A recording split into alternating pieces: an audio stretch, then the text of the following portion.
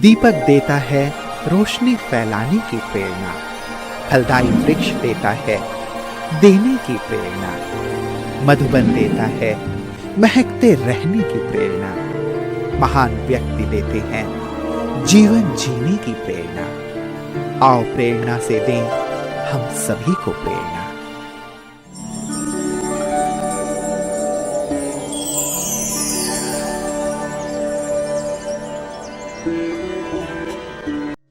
सोहजत city Rajasthan के पाली जिले का एक तहसील है। यह शहर मेहंदी उत्पादन के लिए प्रसिद्ध है, इसलिए इसे मेहंदी नगरी भी कहते हैं। सोहजत ब्रह्मा कुमारी ईश्वरीय विश्वविद्यालय की मुख्य संचालिका है आदरणीय राजयोगिनी कविता दीदी जी। आपका जन्म 1966 में जामनगर गुजरात के एक व्यापारिक परिवार में हुआ। आप बचपन से पढ़ाई एवं भक्ति में विशेष रुचि रखते थे। आप शांतचित्त, व्यावहारिक, शीतल एवं संयमित आत्मा हैं। सत्य की खोज में आपको 1984 में ईश्वरीय ज्ञान की प्राप्ति हुई। आश्रम की पवित्रता एवं सादगीपूर्ण वातावरण से प्रभावित होकर आपने ज्ञान मार्ग को अपनाया। 1987 में अव्यक्त बाप दादा से ईश्वरीय मिलन मनाकर तुरंत ही आपने अपना जीवन ईश्वरीय सेवा में समर्पित किया। तब से आप जामनगर, फालना, जालोर, भीनमाल आदि स्थानों पर सेवाएं देते हुए 2003 से सोहजत में ही स्थायी रूप से सेवाएं प्रदान कर रही है। ईश्वरीय संदेश देते हुए आपने अनेक कार्यक्रमों का आयोजन किया। वर्तमान समय दीदी जी के नेतृत्व में एक सेवा केंद्र एवं 8 गीता पाठशालाओं में 300 से अधिक ब्रह्मावत्स ईश्वरीय पालना से भरपूर हो रहे हैं।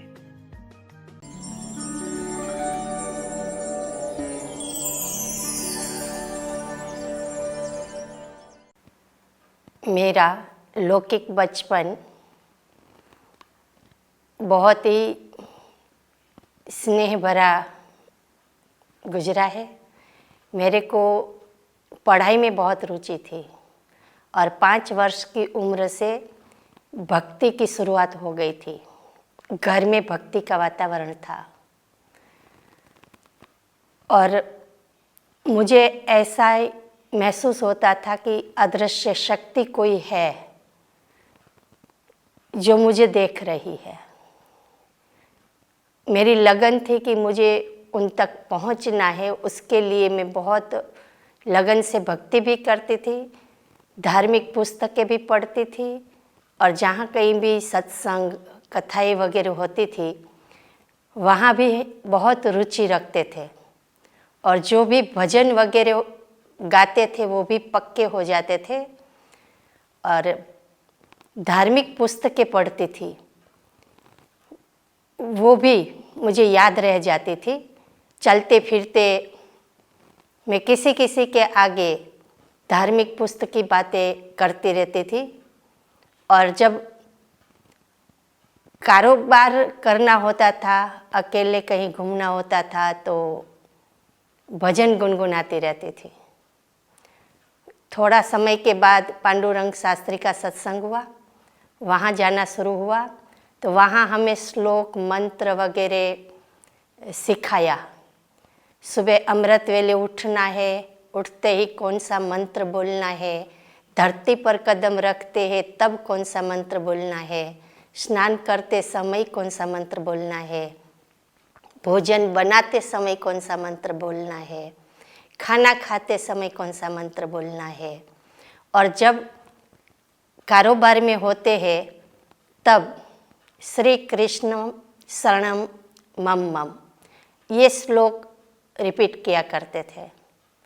तो ऐसा लगता था भगवान की नज़र जो है हम पर इतनी है कि जल्दी मुझे इसका फल मिल जाएगा, ऐसी मुझे भाषणा मिलती थी। जब मैं श्री कृष्ण शरणम मम मम बोलती थी। उसका प्रैक्टिकल अनुभव भी मुझे मिला।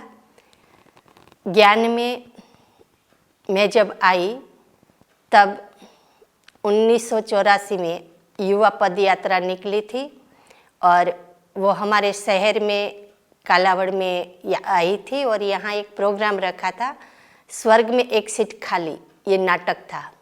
वो देखने के लिए हम सब गए थे और उसके बाद शहर के मुख्य मंदिर में बहनों ने ज्ञान सुनाना शुरू किया, जहाँ हमारे माताजी जाया करते थे मंदिर में। माताजी को कुछ याद नहीं रहता था तो आके बोलती है घर पर, बहनें ज्ञान बहुत अच्छा सुनाती है लेकिन मुझे याद नहीं रहता है। मेरे को बोली आप आना, सुनना और फिर हमें बताना। मैं भी गई एक दिन और देखा बहनें चित्रों से समझा रही है और वो चित्र था कुंभकर्ण और कल्पवृक्ष का। तो ये बता रहे थे कि कल्पवृक्ष जो है ये एक उल्टा वृक्ष है, ये मुझे नई बात लगी। और कुंभकर्ण के चित्र में ये समझा रहे थे कि अब सृष्टि अंतिम श्वासों पर है और विनाश होने वाला है। और ये बात जब मैंने सुनी तो मुझे लगा कि इसको पूरा समझना चाहिए। तो जैसे ही वो बहनों ने समझाना पूरा किया, फिर मैंने बहनों से पूछा कि पूरी जानकारी कैसे मिलेगी। तो बहनों ने कहा यहाँ सेवा केंद्र खुला है, वहाँ पर आना, हम आपको वहाँ पूरी जानकारी देंगे। और वो केंद्र खुला था हमारे घर के बिल्कुल नज़दीक ही था और वहाँ बाबा का झंडा लगा हुआ था। वो झंडा देख करके बहुत खींच होती थी और ऐसे लगता था कि मुझे कोई बुला रहा है। और मैं गई, एक दिन अकेली ही गई थी और मैं गई तो अकेली ही थी, लेकिन बहनों ने मेरे को कोर्स कराना शुरू कर दिया है।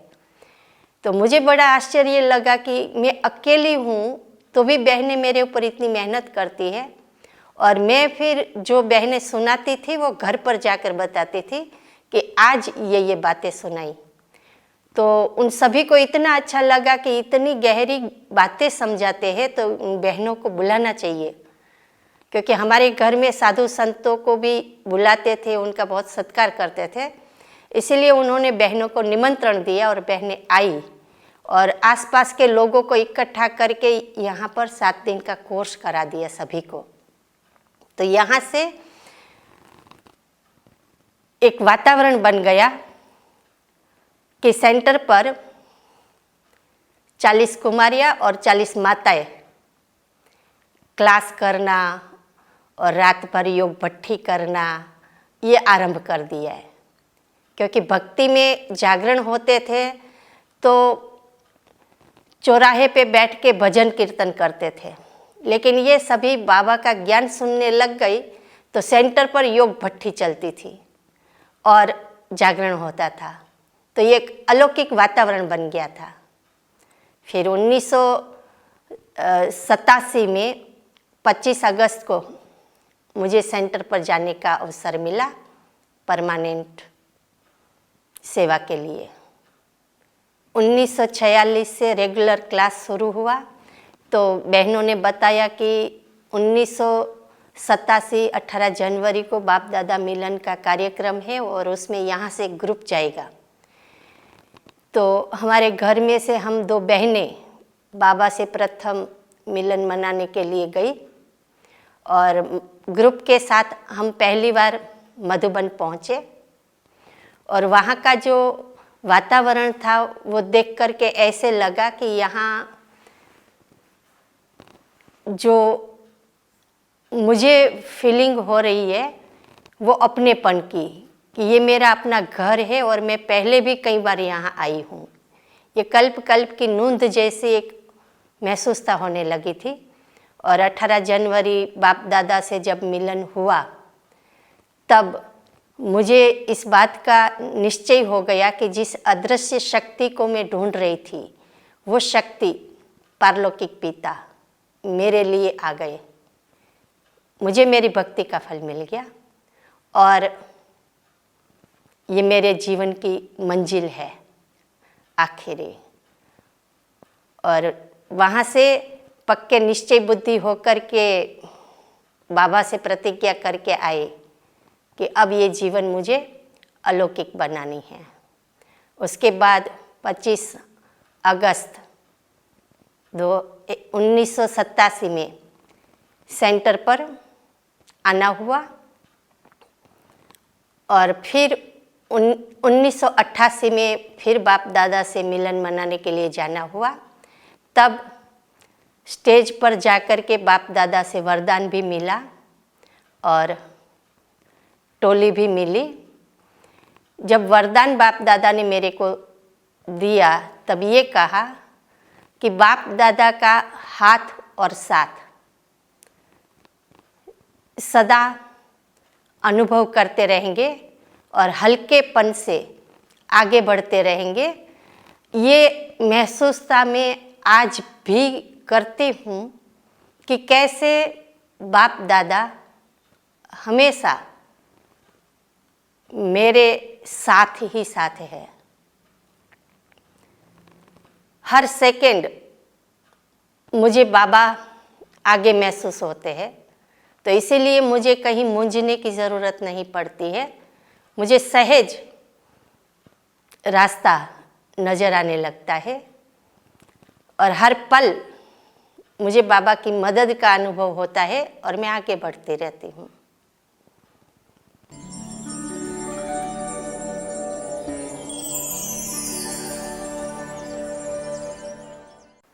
जब मैं सेंटर पर आई तो सेंटर पर आने के बाद घर में पिताजी ज्ञान में नहीं चलते थे, बाकी सभी चलते थे।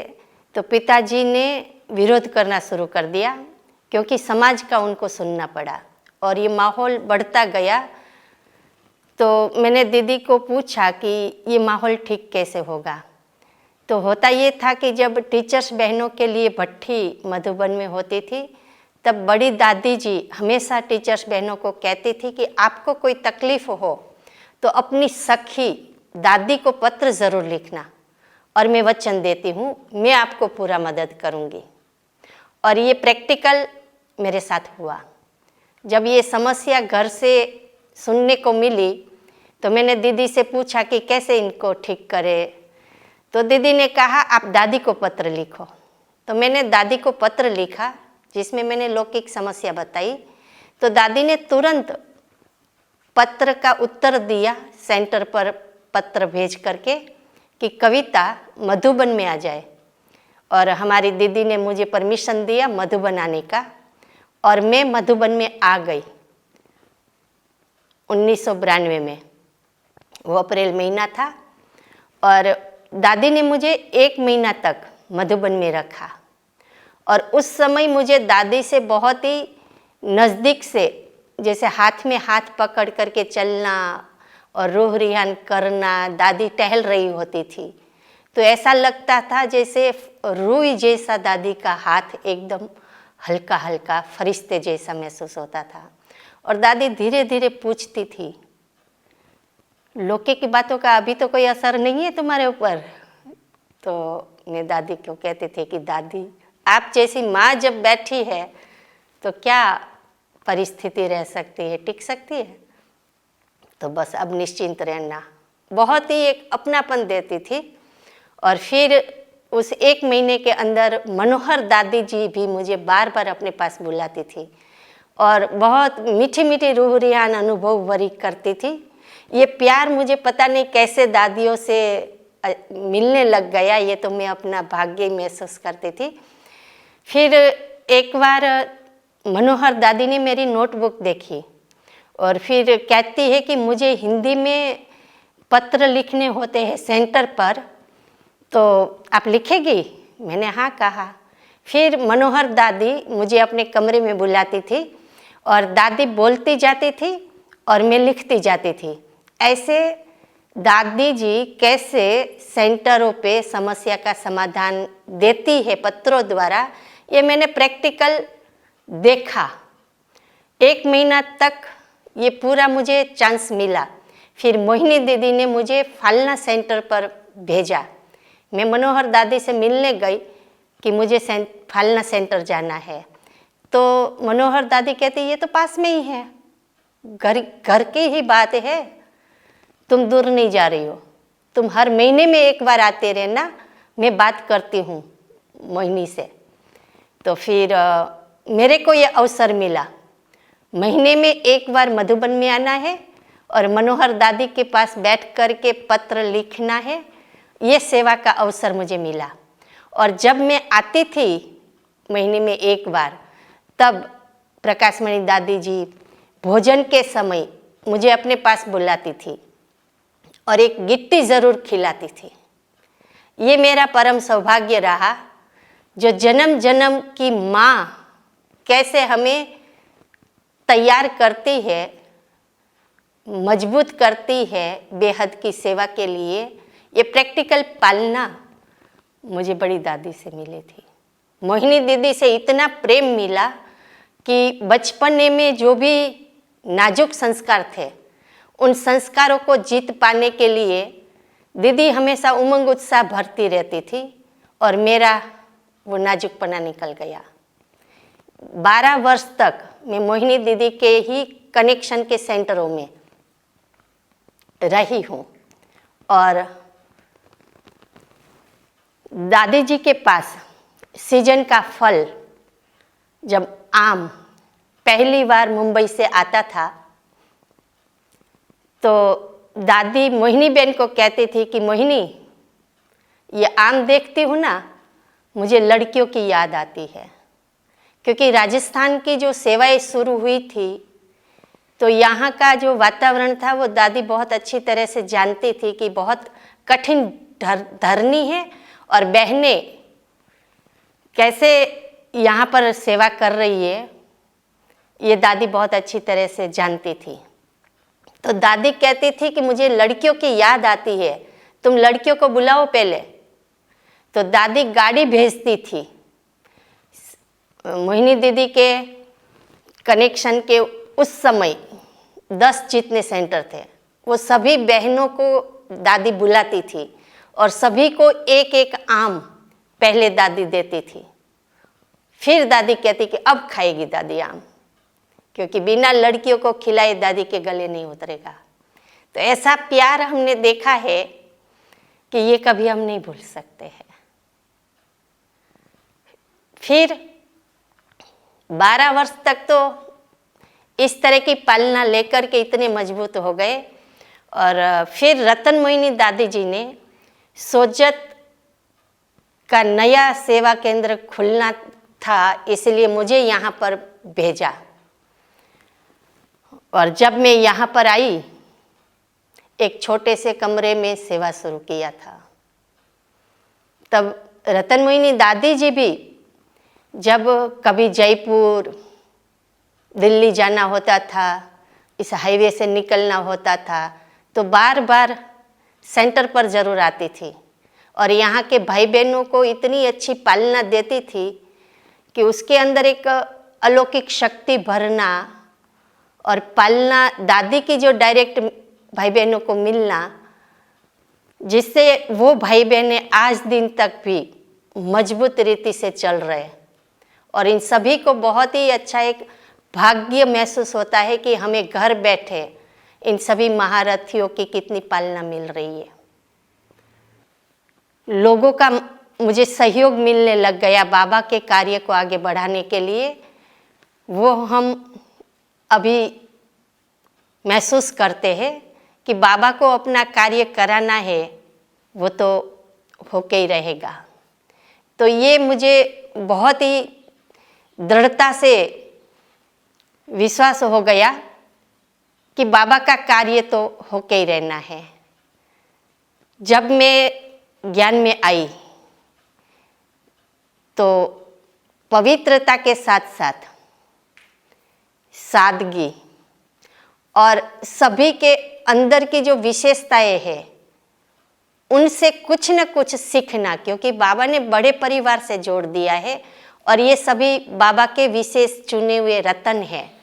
और उस संगठन से मुझे बहुत कुछ सीखने को मिलता रहा और मैं सीखती रही। तो सीखने की भावना मेरी बचपन से थी, जो अभी तक भी मुझे सीखने का चांस मिलता रहता है और मैं सीखती ही रहती हूँ।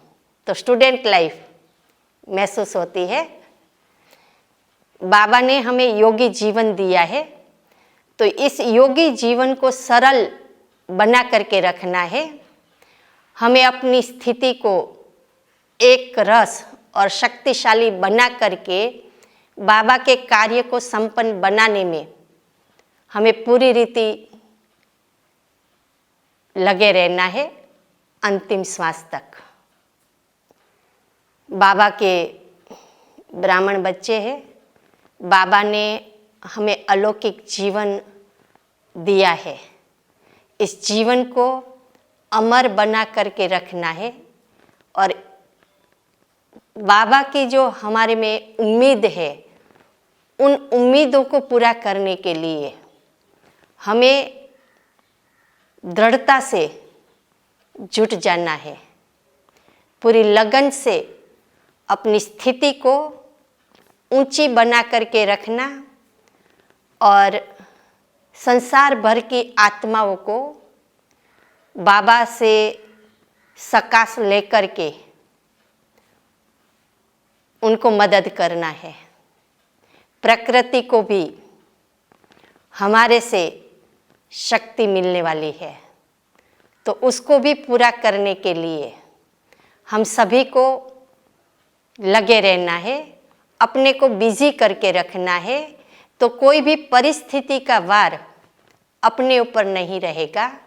बाबा अंतिम श्वास तक हम सभी के साथ है, ये महसूस करते रहना है और बाबा के कार्य के लिए हमें ये नया जीवन मिला है। ये पूरा जीवन हमारा बाबा के लिए है।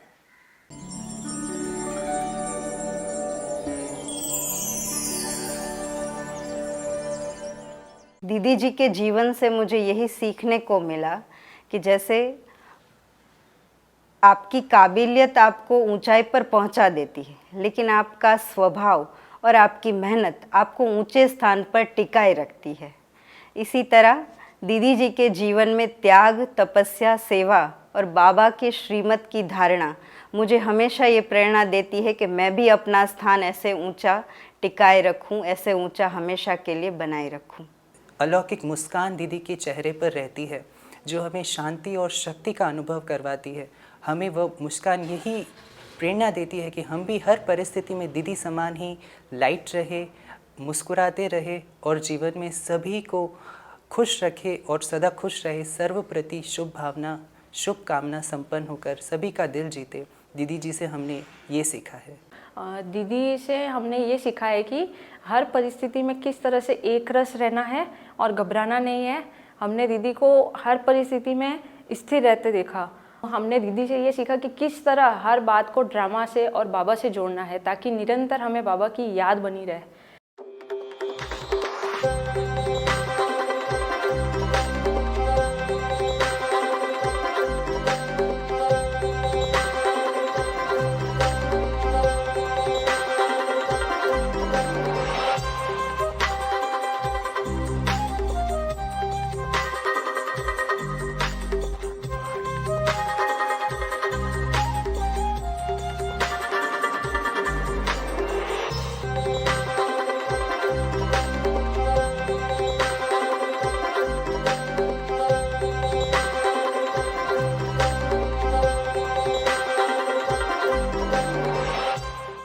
दीदी जी हमेशा यही बताती है कि बातें कभी बड़ी नहीं होती, बाप बड़ा होता है।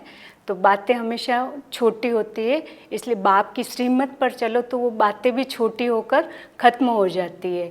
जैसे कि बातें पहाड़ जैसी होती है, तो वो राई बनकर, रुई बनकर उड़ा दो उनको, तो आप सहजता से हर समस्या को पार कर पाएंगे। दीदी जी के नाम में 3 अक्षर आते हैं और तीनों अक्षरों से हमको प्रेरणा मिलती है। पहला अक्षर है क। क से हमें कर्म यानी श्रेष्ठ कर्म, दीदी को हमने देखा है हमेशा श्रेष्ठ कर्म करते हुए। इससे हमें यह प्रेरणा मिलती है कि हमारे गृहस्थ व्यवहार में रहते हुए हम हमेशा श्रेष्ठ कर्म करें। दीदी जी के नाम में दूसरा अक्षर आता है वी, यानी वायुमंडल। सेंटर पर हमने हमेशा कोई भी व्यर्थ की बात नहीं देखी, पॉजिटिव वातावरण देखा है। इससे हमें यह प्रेरणा मिलती है कि हम घर पर और अपने व्यवसाय में भी पॉजिटिव हमेशा सोचें। तीसरा अक्षर आता है दीदी जी के नाम में त से शुरू होता है। त यानी तपस्या युक्त और तनाव मुक्त जीवन कैसे जीना है, ये हमने दीदी जी को देखकर सीखा है। इससे हमें यह प्रेरणा मिलती है हम भी अपने कारोबार करते हुए बाबा की याद में तनाव मुक्त रहें। वाक्य में दीदी साध्वीता की एक परिचायिका है जो इस पूरी सोजत सिटी में शांति द्वारा अपने जीवन को चलाते हुए सारे बच्चों के, सारी महिलाओं के जीवन को इन्होंने अपने व्यक्तित्व से बहुत अच्छा बनाया। इनकी पारदर्शिता को, इनके विचारों को और ब्रह्मा कुमारी के हर नॉलेज को जो हमेशा सिखाती है happiness is the best in your life. और इसी खुशी से हम सब खुश होते हैं और हमारा जीवन का संपूर्ण लक्ष्य यही रहा है कि यदि हम खुश रहेंगे, प्रसन्न रहेंगे तो हमें सारा ज्ञान अपने आप ऑटोमेटिक मिलेगा। तो यही इनसे सीखने को मिलता है।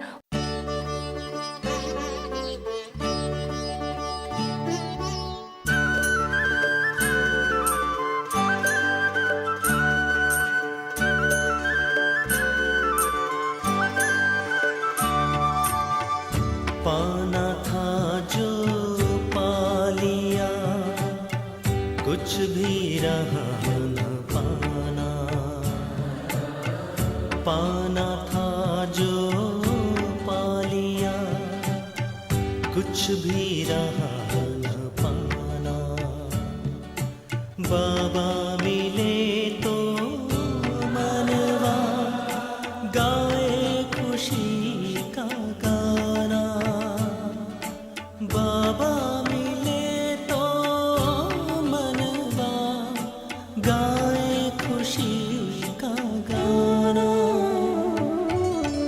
पाना था जो पा लिया, कुछ भी रहा न पाना।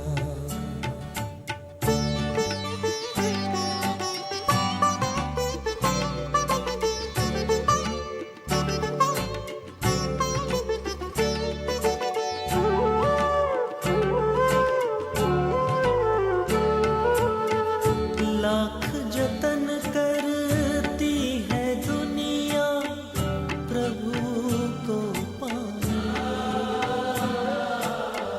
करते हैं अति मेहनत भक्ति में हो कर दीवाने।